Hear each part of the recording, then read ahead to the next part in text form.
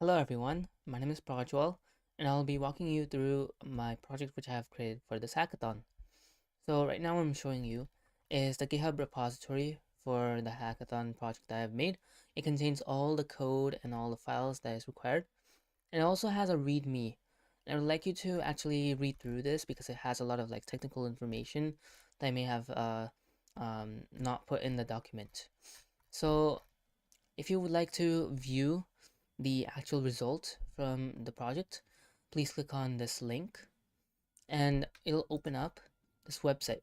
What this website has is it has a bunch of 3D graphs which represent semantic maps of all the different long responses from the long response questions. So from the survey, there are many questions which are open-ended, or where you choose something that is outside the options.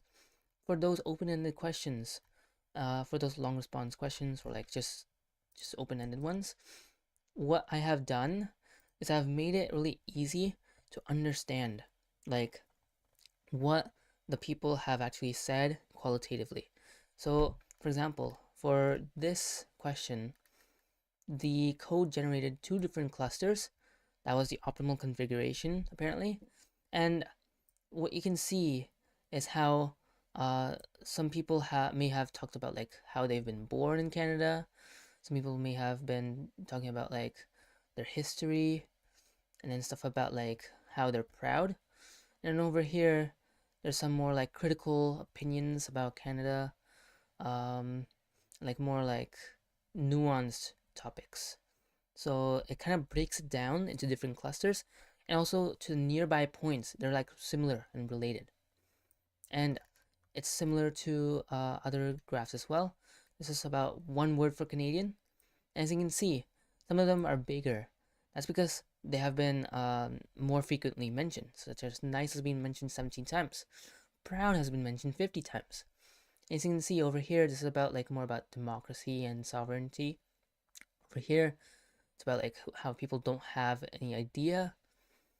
This is more about some complicated ideas of what they mean, even though it's not one word. This is more about heritage, immigration, inclusion. Over here, it's about how Canada might be crumbling, etc. And these are also all similar. And the point about this is to better understand as a summary of all the long response questions, be able to holistically understand the data. And I believe that this project helps with that because it's not just about numbers and stuff. I feel like it is useful to look at the data as a whole to see how it's connected with each other and to see how the people have responded. And it's a really easy way to understand in a quick way, to take a grasp of what people really think. Instead of using lots of number-based data, you can also look at the long response data.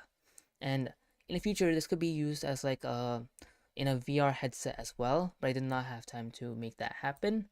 But that's what I was thinking. This could be used as a VR. It could be used on a headset, and you can look around and grab different points and stuff. And I feel like this is really useful, and I think I would definitely use this. And it really represents all the different complicated ideas that people might talk about. And you can also see generally how people think about them, and you can see how many people are talking about related points to them as well. Thank you.